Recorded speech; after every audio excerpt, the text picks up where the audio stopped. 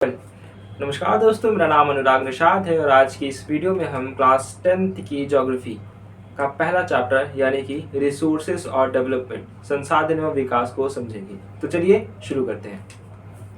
तो फ्रेंड्स, जैसा कि सबसे इस चैप्टर का नाम ही है क्या, संसाधन एवं विकास यानी कि रिसोर्सेज एंड डेवलपमेंट। तो सबसे पहले हम समझते हैं कि जो शब्द रिसोर्स है, जो शब्द रिसोर्स है यानी कि जो संसाधन है वो क्या होता है, और फिर हम संसाधन की परिभाषा समझेंगे और परिभाषा के बाद हम इसका क्लासिफिकेशन यानी कि संसाधन को हम कैसे क्लासिफाई, संसाधनों का कैसे हम वर्गीकरण करते हैं और टाइप्स ऑफ रिसोर्सेस यानी कि संसाधनों के प्रकार के बारे में समझेंगे। तो चलिए शुरू करते हैं। तो अगर हम लोग बात संसाधन की करें तो संसाधन क्या होता है, आप बचपन से ही यानी कि 6, 7, 8 से ही पढ़ते चले आ रहे हैं कि ऐसी कोई भी वस्तु जो हमारी आवश्यकताओं की पूर्ति कर सके वो संसाधन कहलाती है। जी हाँ, लेकिन अब आप 6 और 7th में नहीं है, now you are studying in class 10th। तो अब आप क्लास 10th में पढ़ रहे हैं, तो ये परिभाषा थोड़ी जमेगी नहीं। तो अगर हम क्लास 10th के हिसाब से बात करें तो आप जब पहला चैप्टर देखेंगे तो चैप्टर में वहां पर एक बहुत अच्छी खासी परिभाषा लिखी है। तो रिसोर्सेस क्या होता है, मैं हिंदी और इंग्लिश दोनों में ही बोलता हूँ उसकी डेफिनेशन। तो अगर पहले हिंदी में बोलता हूँ तो संसाधन की अगर हम बात करें तो प्रकृति में उपलब्ध ऐसी कोई भी वस्तु जो हमारी आवश्यकताओं की पूर्ति कर सके, ठीक, वो तकनीकी रूप से उपलब्ध या प्रौद्योगिकी रूप से उपलब्ध हो। और दूसरा क्या है, दूसरा है आर्थिक रूप से संभव, और तीसरा है आपका क्या, तीसरा है आपका वो सांस्कृतिक रूप से मान्य हो। ये तीनों टर्म क्या है वो अभी हम आपको डिस्कस करते हैं। इंग्लिश की इस डेफिनेशन क्या है कि everything which can be used to satisfy your need, which can be technologically accessible, economically feasible and culturally acceptable can be termed as resources। तो पहले समझते हैं। तो हमने आपको बताया परिभाषा में क्या कि ऐसी कोई भी वस्तु जो हमारी आवश्यकताओं या प्रकृति में उपलब्ध ऐसी कोई भी वस्तु जो हमारी आवश्यकताओं की पूर्ति कर सके, ठीक, वो प्रौद्योगिकी रूप से उपलब्ध हो, आर्थिक रूप से संभव हो और सांस्कृतिक रूप से मान्य हो, वो क्या कहलाता है, वो कहलाता है संसाधन। तो यहाँ पे जो तीन टर्म हमें नए मिले वो क्या है, इसको समझते हैं। देखिए, कोई भी संसाधन हमारे लिए तब संसाधन होता है जब वो प्रौद्योगिकी यानी कि हम उसको टेक्नोलॉजी का इस्तेमाल करके हम उसको उपलब्ध कराते हैं। जैसे अगर हम आपको बताएं कि आज से बहुत पहले ही हमारे देश में पेट्रोलियम हुआ करता था, पेट्रोलियम पदार्थ होता था, लेकिन हमारे पास नॉलेज नहीं थी, यानी हमारे पास नहीं था नॉलेज या हमारे पास टेक्नोलॉजी नहीं थी कि हम उस पेट्रोलियम का, उस पेट्रोल का यूज कर सके एज आ ईंधन के रूप में, एज आ फ्यूल के रूप में। तो जब तक हमारे पास टेक्नोलॉजी नहीं होगी तब तक कोई भी संसाधन हमारे लिए संसाधन नहीं हो सकता। दूसरी बात क्या है, दूसरी है आर्थिक रूप से संभाव। आर्थिक रूप से संभाव का मतलब क्या होता है, आर्थिक रूप से संभाव का मतलब है कि जो भी हमारे पास रिसोर्सेस है यानी कि जो भी हमारे पास संसाधन है वो इतने अमाउंट में, यानी कि उसकी जो मूल्य होना चाहिए, उसकी जो वैल्यू होनी चाहिए वो इतनी होनी चाहिए कि वो सभी लोग क्या कर सके, सभी लोग उसको खरीद सके। तो आर्थिक रूप से संभाव। और तीसरा क्या है, तीसरा है आपका सांस्कृतिक रूप से मान्य। सांस्कृतिक रूप से मान्य का मतलब क्या है, सांस्कृतिक रूप से मान्य का मतलब है कि जो हमारा कल्चर है यानी कि जो हमारी संस्कृति है, संस्कृति का मतलब वे ऑफ लाइफ होता है। तो संस्कृति हमारा क्या करे, हमारी संस्कृति उस संसाधन को यूज करने को क्या देती हो, उस संसाधन को यूज करने का परमिशन देती हो, उसे हम लोग बोलेंगे क्या, उसे हम लोग बोलेंगे संसाधन। ठीक, थोड़ा और हम आपको बताते हैं यानी कि आर्थिक रूप से और सांस्कृतिक रूप से संभाव क्या होता है। देखिए, आर्थिक रूप से संभाव का मतलब ये है कि अगर हमारे पास जो रिसोर्सेस है, जैसे मान लीजिए कि ये एक मार्कर है, ठीक, अगर हम इस मार्कर की बात करें तो अगर इस मार्कर का प्राइस अभी अगर आप मार्केट पे जाएंगे तो 20 रुपये या 20 रुपीज़ के मिलेंगे आपको, लेकिन इस मार्कर की प्राइस क्या होगी, अगर इस मार्कर की प्राइस 200 रुपये या 2000 रुपये हो जाए तो हम इस संसाधन यानी कि इस रिसोर्सेज को यूज नहीं करेंगे, बल्कि इसके जगह पे कुछ दूसरा इस्तेमाल करने के लिए सोचेंगे, यानी कि इसका कुछ अल्टरनेटिव हम ढूंढेंगे। क्यों, क्योंकि ये जो संसाधन है हमारे यूज में तो आ रहा है, लेकिन ये क्या है, इसका जो प्राइस है वो बहुत ज़्यादा है और हम इसको यूज नहीं कर पाएंगे। और दूसरा क्या है, सांस्कृतिक रूप से मान। देखिए, हमारा जो संस्कृति होती है यानी हमारी जो संस्कृति होती है, जो हमारा कल्चर होता है, कल्चर बहुत सारी चीज़ों को हमें बताता है। कल्चर का सिंपली मतलब होता है वे ऑफ लाइफ, यानी कि जो हमारा जीवन जीने का तरीका होता है। मैं आपको 2 एग्जांपल देता हूँ भारत का ही, इससे आप समझ पाएंगे कि सांस्कृतिक रूप से मान्य का मतलब क्या होता है संसाधन में। अगर सांस्कृतिक रूप से मान्य की बात करें, अगर भारत के हम दो कोनों की बात करें यानी कि ईस्ट और वेस्ट की, ठीक, तो अगर आप ईस्ट की तरफ जाएंगे, ठीक, तो अगर आप ईस्ट की तरफ, जैसे अगर आपको बता दें डायरेक्शन कैसे बनते हैं, नॉर्थ ये हो गया आपका साउथ, ये हो गया आपका वेस्ट और ये आपका हो गया ईस्ट, ठीक। तो अगर आप ईस्ट की तरफ जाएंगे तो आपको पश्चिम बंगाल वहां पे एक देश मिलेगा, और दूसरा अगर आप वेस्ट जाएंगे गुजरात, तो वेस्ट में आपको गुजरात मिलेगा भारत में। तो अगर आप दोनों ही देशों में जाएं, यानी कि देश तो नहीं हम कह सकते, दोनों ही राज्यों में जाएंगे, तो अगर आप देखेंगे जो ईस्ट है यानी कि जो पश्चिम बंगाल है, पश्चिम बंगाल में उनके भोजन में एक बहुत ही चीज़ें मिलती हैं, यानी कि आपको वहाँ पे फिश देखने को मिलेगी, यानी कि वहाँ पे जो ब्राह्मण्स होते हैं, ब्राह्मण जो होते हैं, वहाँ पे भी उनको कुछ मछलियाँ खाने की क्या होती है, अनुमति होती है, यानी कि उनकी जो संस्कृति होती है, फिश एक संसाधन है लेकिन इसको वो अनुमति प्रदान कर रहा है। लेकिन दूसरी तरफ क्या है, दूसरी तरफ अगर आप गुजरात जाएंगे और आप गुजरात में अगर आप किसी नॉर्मल इंसान से भी फिश की बात करेंगे तो वो आपको दौड़ा लेगा मारने के लिए।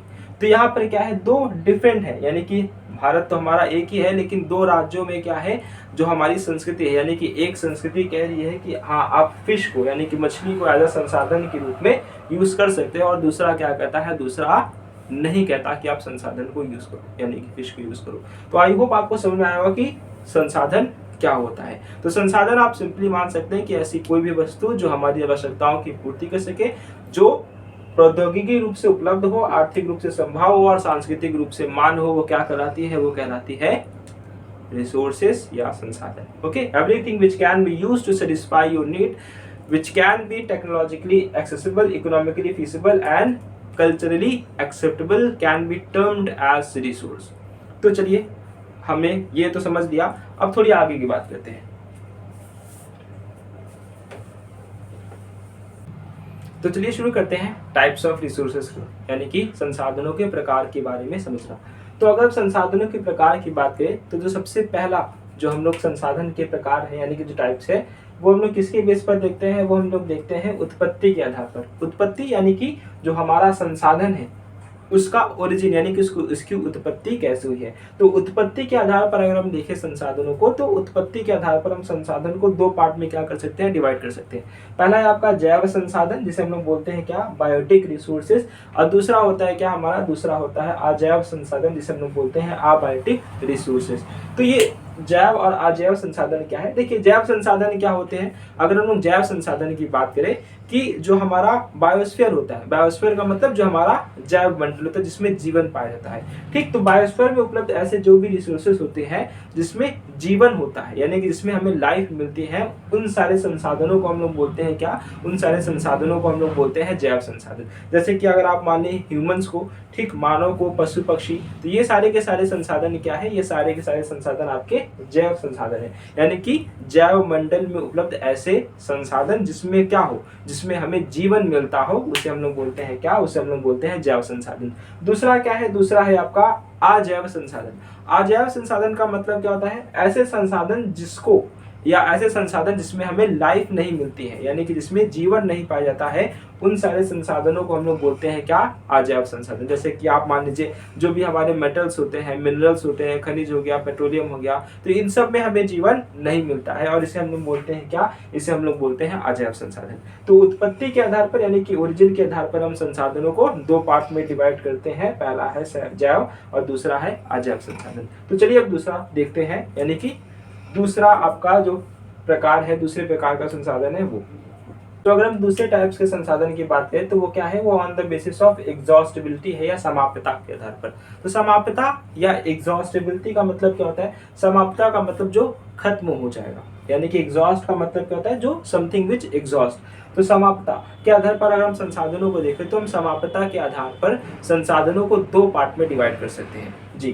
तो पहला क्या है, पहला आपका नवीकरणीय योग्य संसाधन जिसे हम लोग बोलते हैं रिन्यूएबल रिसोर्सेज, और दूसरा होता है आपका अनवीकरणीय यानी कि नॉन रिन्यूएबल रिसोर्सेज। तो नवीकरणीय या अनवीकरणीय योग्य संसाधन यानी कि रिन्यूएबल और नॉन रिन्यूएबल रिसोर्सेज क्या होते हैं। तो अगर आप नवीकरणीय योग्य संसाधन की बात करें तो ऐसे संसाधन जो किसी भी भौतिक, रासायनिक या किसी भी भौतिक रासायनिक माध्यमों से हम इसे क्या कर सकते हैं, पूरा नवीकृत कर सके। Okay, the resources which can B renewed और रिप्लेनिश्ड बाय फिजिकल और केमिकल प्रोसेस, तो उसे हम लोग बोलते हैं क्या, उसे हम लोग बोलते हैं नवीकरणीय योग्य संसाधन। यानी कि ये हमेशा क्या होते रहते हैं, ये हमेशा प्रकृति में नए यानी कि इनका फिर से फॉर्मेशन होता रहता है। जैसे कि अगर आप बात करेंगे नवीकरणीय योग्य संसाधन में, तो इसके एग्जाम्पल हो गए सौर ऊर्जा, पवन ऊर्जा या जल। तो अगर आप देखेंगे जल के बारे में, तो जैसे कोविड का टाइम पीरियड आया था, तो अभी क्या है, अभी बहुत सारी नदियां क्या होती है, बहुत सारी नदियां पोल्यूटेड होती हैं, लेकिन हम लोग कुछ समय के लिए छोड़ दें अगर नदियों को, तो वापस से वो नदियां साफ हो जाती हैं। हम दिवाली में पटाखे जलाते हैं तो जो वायु होती है वो प्रदूषित होती है, लेकिन वापस से वायु क्या हो जाती है, कुछ समय के बाद वापस से उसका जो चीजें होती है वो ठीक हो जाती है। तो नवीकृत का मतलब क्या है कि जो वायु है वो वापस से खुद से ही क्या हो जा रही है, वो नई हो जा रही है, यानी कि फिर से उसमें क्या हो जा रहा है, उसमें रिन्यूएबल हो जा रहा है, यानी कि वो फिर से वो रिन्यू हो जा रही है। उसी तरह अगर हम सौर ऊर्जा की बात करें, तो सौर ऊर्जा भी आपका किस में आएगा, सौर ऊर्जा भी आपका नवीकरणीय योग्य संसाधन में आएगा। दूसरा है आपका क्या, दूसरा है आपका अनवीकरणीय योग्य संसाधन, जिसे हम लोग बोलते हैं क्या, नॉन रिन्यूएबल रिसोर्सेज। तो नॉन रिन्यूएबल रिसोर्स क्या होते हैं, अगर हम लोग अनवीकरणीय योग्य संसाधन की बात करें, नॉन रिन्यूएबल रिसोर्सेज की बात करें, तो नॉन रिन्यूएबल रिसोर्सेज वो रिसोर्सेज होते हैं जिनको बनने में लाखों करोड़ों वर्ष लगते हैं, और एक बार अगर ये खत्म हो जाएंगे तो इनके फॉर्मेशन में वापस से लाखों करोड़ों वर्ष लग जाएंगे। तो इस वजह से इसे हम लोग क्या बोलते हैं, इसे हम लोग बोलते हैं अनवीकरणीय, यानी कि जो भी संसाधन है वो रिन्यू नहीं होते हैं, वो एक बार बनते हैं और बनने में उनको जो समय लगता है वो लाखों करोड़ों वर्ष का लगता है, और एक बार अगर वो खत्म हो गए तो फिर से उनको बनने में, जैसे कि पेट्रोलियम हो गया, कोई भी आपका मिनरल हो गया, यानी कि कोई भी खनिज हो गया, तो इन सब को बनने में लाखों करोड़ों वर्ष लगते हैं। तो इसे हम लोग बोलते हैं क्या, अनवीकरणीय योग्य संसाधन। तो चलिए समझते हैं अब इसके बाद दूसरा, यानी कि स्वामित्व के आधार पर संसाधन।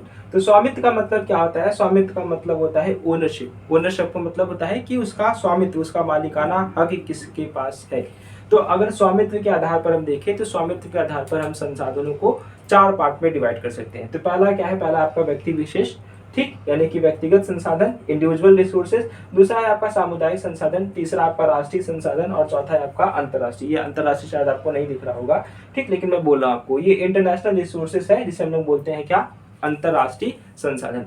तो व्यक्तिगत संसाधन का मतलब क्या होता है, ऐसे जो भी संसाधन जिसपे किसी व्यक्ति विशेष का अधिकार हो, जिस भी व्यक्ति विशेष का क्या हो, राइट हो, उसे बोलते हैं क्या, उसे बोलते हैं व्यक्तिगत संसाधन। जैसे मान लीजिए ये मार्कर है, इस मार्कर की ओनरशिप किसके पास है, इस मार्कर की ओनरशिप जो है वो मेरे पास है, ठीक। ये जो शर्ट है, और जो मेरे पास बुक्स होंगी, कॉपी होंगी, किताब होंगी, मेरी जो खुद की साइकिल होगी, बाइक होगी, तो ये क्या है, इसे बोलते हैं हम लोग व्यक्तिगत संसाधन, ठीक। तो व्यक्तिगत संसाधन का मतलब क्या है, एक ऐसे संसाधन जिसपे व्यक्ति विशेष का अधिकार हो, उसे बोलते हैं व्यक्तिगत संसाधन। दूसरा आपका क्या है, दूसरा आपका है सामुदायिक संसाधन। सामुदायिक संसाधन का मतलब क्या होता है, एक ऐसा संसाधन जिस पर किसी एक व्यक्ति विशेष का नहीं बल्कि पूरे के पूरे समाज का, यानी कि वहां की जो सोसाइटी हो उसका पूरा का पूरा ओनरशिप हो, उसे बोलते हैं क्या, उसे बोलते हैं कम्युनिटी या सामुदायिक संसाधन। जैसे कि हम सभी लोग क्या करते हैं, हम सभी लोग संडे को फील्ड में जाते हैं घूमने, टहलने, खाने पीने के लिए, तो वहां पे जो पार्क में हम लोग बैठते हैं, तो ऐसा तो नहीं है ना कि हम पार्क में जा रहे थे, जो आपका पड़ोसी होगा उससे हम कहते हैं कि भाई आप यहाँ से जाइए, हम ऐसा तो बोल नहीं सकते। क्यों, क्योंकि हमें पता है कि वो हमारा ही संसाधन नहीं है, यानी कि जो पार्क है वो केवल हमारा ही नहीं है, बल्कि इस पर जो ओनरशिप है वो और भी लोगों की है। तो ये व्यक्ति की, यानी कि जो सामुदायिक संसाधन है, तो सामुदायिक संसाधन में आप किसी भी पार्क का ले सकते हैं, ठीक। जो बरियल्स होते हैं, बरियल्स का मतलब जहाँ पे कब्रगाह होते हैं, जहाँ पर हम लोग कब्रों को, यानी कि लोगों को दफनाते हैं, मुर्दों को दफनाते हैं, वो हो गया, ठीक। कोई पार्क हो गया, कोई जो घूमने, यानी कि होटल या ये सारी चीजें हो गई, तो ये आपके सामुदायिक संसाधन हो गए।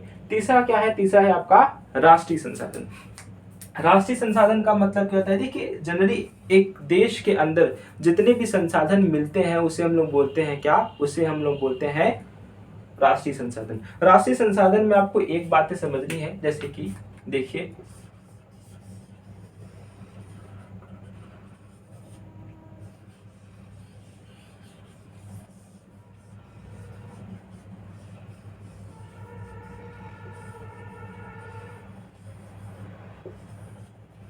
जैसे देखिए ये इंडिया है आपका, ठीक, इंडिया का जो मैप है अगर हम देखें तो यहाँ पर हमें आपको क्या मिलेगा, आपके यहाँ पे बे ऑफ बंगाल यानी कि बंगाल की खाड़ी, और यहाँ पर आपको क्या मिलेगा, अरब सागर मिलेगा।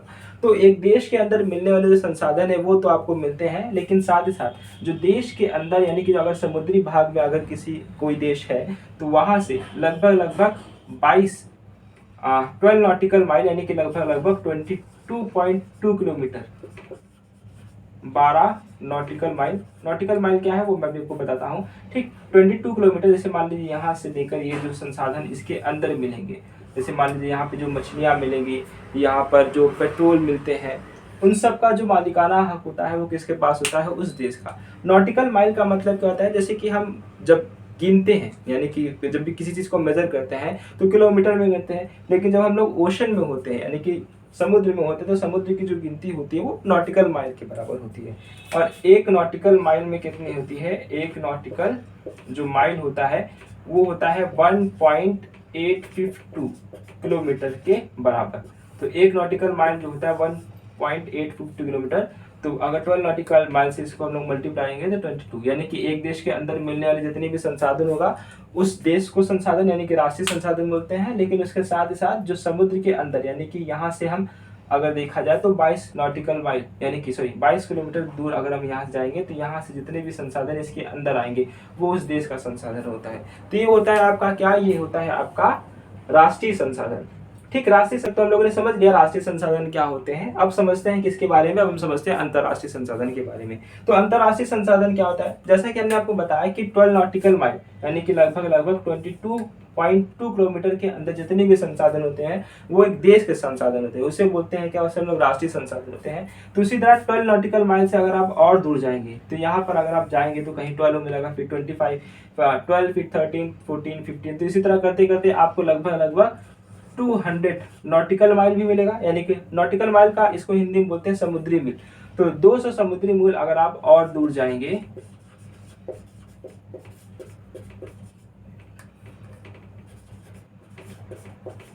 इसके पहले का जो रीजन होता है इसे बोलते हैं एक्सक्लूसिव इकोनॉमिक जोन।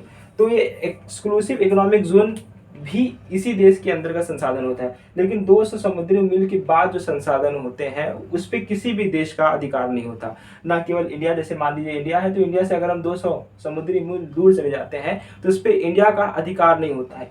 उसके बाद जो संसाधन होते हैं उसे बोलते हैं क्या, उसे हम लोग बोलते हैं अंतर्राष्ट्रीय संसाधन। जैसे मान लीजिए कि 200 समुद्री मील के बाद जो भी मछलियां मिलेंगी या जो भी पेट्रोल मिलेंगे या फिर कोई भी द्वीप का अगर खोज हुई तो उन सारे के सारे संसाधनों को हम लोग बोलते हैं क्या, इंटरनेशनल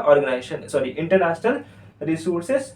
और किसी एक देश का अधिकार नहीं होता है, बल्कि हमें क्या करना पड़ता है, अगर वहां से हमें संसाधनों को निकालना हो तो उस संसाधनों को निकालने के लिए हमें सबसे पहले परमिशन लेनी पड़ेगी इंटरनेशनल ऑर्गेनाइजेशन की, और उसकी परमिशन के बाद ही हम क्या कर सकते हैं, वहां से संसाधनों को निकाल सकते हैं। तो आई होप आपको ये भी समझ में आया होगा संसाधनों के यानी कि स्वामित्व के आधार पर या ओनरशिप के आधार पर जो रिसोर्सेज है। हमारा संसाधनों के जो प्रकार में जो सबसे लास्ट संसाधन का प्रकार है वो, तो संसाधनों के प्रकार में जो सबसे लास्ट है वो क्या है, वो आपका है विकास के स्तर के आधार पर। विकास के स्तर का आधार का मतलब क्या है, on the basis of status of development, यानी कि जो हम संसाधन उपयोग में ला रहे हैं उसका भी स्तर क्या है। यानी कि अगर हम लोग विकास के नजरिए से देखें, विकास का मतलब जो हम लोग यूज कर रहे हैं तो वो किस बेस पर है उस पे। तो सबसे पहला क्या, संभावित संसाधन।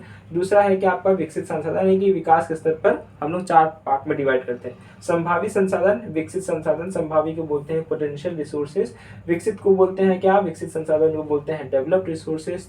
थर्ड है जो आपका भंडार है उसे हम लोग बोलते हैं स्टॉक, और जो आपका चौथा है जिसे हम लोग बोलते हैं संचित कोशेष या रिजर्व्स। ओके, तो सब 1 बाय 1 हम लोग समझते हैं। तो सबसे पहला क्या है, सबसे पहला है आपका संभावित संसाधन या पोटेंशियल रिसोर्सेज। तो पोटेंशियल रिसोर्सेज क्या होता है, संभावित रिसोर्स क्या होता है, जैसे देखिए नाम से ही समझ में आ रहा है कि संभावनी, यानी कि वहां पे संभावना है। ठीक, यानी कि ऐसे संसाधन, यानी किसी क्षेत्र प्रदेश में मिलने वाले ऐसे संसाधन जो हमारे पास टेक्नोलॉजी तो है, जैसे कि हम लोगों ने पहले परिभाषा में देखा था कि हमारे पास सांस्कृतिक रूप से मान होना चाहिए, हमारे पास तकनीकी रूप से उपलब्ध होना चाहिए और आर्थिक रूप से संभव होना चाहिए। यानी कि किसी क्षेत्र प्रदेश में मिलने वाले ऐसे संसाधन है जिसको हमने तकनीकी रूप से उपलब्धि कर लिया है, सांस्कृतिक रूप से मान भी है और आर्थिक रूप से संभव भी है, लेकिन उसको हम लोग अभी यूज में नहीं लाए हैं, वहाँ पे क्षमता तो है, उसके पास क्षमता है, उसके पास संभावना है कि हम उस संसाधनों को प्रयोग कर सकते हैं, लेकिन हम लोगों ने उसको प्रयोग करना अभी शुरू नहीं किया है। जैसे अगर इंडिया की बात करें या इंडिया के अगर उदाहरण के लिए बात करें, तो उदाहरण की अगर हम बात करते हैं तो गुजरात और राजस्थान में जो वहाँ पे हमें सनलाइट मिलती है और जो पवन ऊर्जा है, तो सब पवन ऊर्जा और सूर्य ऊर्जा यानी कि सौर ऊर्जा का प्रयोग करके हम इलेक्ट्रिसिटी को जनरेट कर सकते हैं, यानी कि वहाँ पे संभावना है, लेकिन हम लोगों ने अभी भी उसको बहुत बड़े स्केल पर प्रयोग करना शुरू नहीं किया है। तो ये आपका क्या है, ये आपका है पोटेंशियल, यानी पोटेंशियल का मतलब उस क्षेत्र विशेष के पास ये क्षमता तो है, ये पोटेंशियल तो है कि वो हम उस संसाधनों को प्रयोग कर सकते हैं, लेकिन अभी हम लोगों ने उसको प्रयोग करना शुरू नहीं किया है। डेवलप्ड रिसोर्सेज क्या होते हैं? डेवलप्ड रिसोर्सेज वो रिसोर्सेज होते हैं जो हमारे प्रयोग में है, यानी कि अगर आप अभी की बात करें तो अभी हम जिन संसाधनों का प्रयोग करते हैं वो डेवलप्ड रिसोर्सेज यानी कि विकसित संसाधनों में आते हैं। तीसरा क्या है आपका? तीसरा है आपका भंडार यानी कि स्टॉक। ठीक, स्टॉक रिसोर्सेज क्या है? देखिए, अगर हम भंडार की बात करें तो हमारे प्रकृति में कुछ ऐसे संसाधन हैं जो फ्यूचर में क्या हो सकते हैं, यानी कि फ्यूचर यानी कि भविष्य में हमारे प्रयोग में आ सकते हैं, लेकिन हमारे पास अभी हमारे पास नॉलेज नहीं है, हमारे पास टेक्नोलॉजी नहीं है कि हम उसको कैसे प्रयोग में लाएंगे। जैसे कि अगर आपको बताते हैं, अगर हम लोग H2O की बात करते हैं यानी कि जल की बात करते हैं, तो जल यानी कि H2O, तो अगर हम जल से क्या करते हैं, हाइड्रोजन और ऑक्सीजन को अलग कर दें, तो हाइड्रोजन हमारे लिए एक बहुत ही क्या हो सकती है, बहुत ही उपयोगी गैस हो सकती है, इसका प्रयोग हम ईंधन के लिए कर सकते हैं, लेकिन हमारे पास अभी ऐसी कोई टेक्नोलॉजी नहीं है जिससे हम क्या कर सके, H2O में से H2 को यानी कि हाइड्रोजन को अलग कर सके और ऑक्सीजन को अलग कर सके, यानी कि ऐसी हमारे पास कोई ऐसी अभी खास तकनीक नहीं है। ऐसा नहीं है कि एकदम हम नहीं कर सकते, कर सकते हैं, लेकिन बड़ी स्केल पर नहीं कर सकते। तो इस वजह से हम लोगों ने क्या रखा है, उसको हम लोगों ने स्टॉक में रखा है, भंडार में रखा है, और आने वाली हो सकता है 2 साल 4 साल या फिर कुछ सालों में क्या हो, हमारे पास कुछ ऐसी तकनीक हो जो हम क्या कर सके, जो हम उस जल को यानी कि हाइड्रोजन को H2 को और यानी कि हाइड्रोजन और ऑक्सीजन को अलग कर सके और इसको प्रयोग में ला सके। जैसे मान लीजिए कि स्टार्टिंग में सारे ही जो रिसोर्सेस रहे होंगे जो हम लोग अभी प्रयोग में लाते हैं, वो क्या रहे होंगे, वो भंडार में ही रहे होंगे। क्यों? क्योंकि हमारे पास टेक्नोलॉजी नहीं थी, लेकिन जैसे जैसे हमारे पास टेक्नोलॉजी आई, हम लोगों ने उसको भंडार से निकालकर डेवलप में रख दिया। अब जो चौथा है आपका, वो है संचित कोष यानी कि रिजर्व्स है। तो रिजर्व का मतलब क्या होता है? देखिए, जो रिजर्व रिसोर्सेस होते हैं वो भंडार का ही क्या होता है, भंडार का ही एक पार्ट होता है, एक सबसेट होता है। यानी कि भंडार के रिसोर्सेस थे, हमने आपको भंडार में क्या बताया कि हमारे पास अभी टेक्नोलॉजी नहीं है, लेकिन संचित कोष क्या है? संचित कोष ये संसाधन है जो भंडार से निकल करके आ चुके हैं संचित कोष, यानी कि हमारे पास अब इनके पास टेक्नोलॉजी है, लेकिन फिर भी हम इसको अभी प्रयोग नहीं कर रहे हैं, फ्यूचर के लिए रखा है। जैसे कि डैम्स वगैरह जो भी बनाए जाते हैं, तो डैम से निकलने वाला जो पानी होता है उसका प्रयोग करके हम इलेक्ट्रिसिटी जनरेट कर सकते हैं। ठीक, जो टाइडल एनर्जी होती है, टाइडल एनर्जी का मतलब कहते हैं जो समुद्र में जो ज्वार भाटा उभरते हैं, उनका प्रयोग करके हम क्या कर सकते हैं, उनका प्रयोग करके से हम इलेक्ट्रिसिटी जनरेट कर सकते हैं। तो हमारे पास अब तो टेक्नोलॉजी है, यानी कि हम समुद्री ज्वार भाटाओं का प्रयोग करके इलेक्ट्रिसिटी जनरेट कर सकते हैं, डैम का प्रयोग करके हम लोग इलेक्ट्रिसिटी जनरेट कर सकते हैं, लेकिन हम लोगों ने फ्यूचर के लिए रखा है। तो इसे बोलते हैं क्या? इसे बोलते हैं संचित कोष।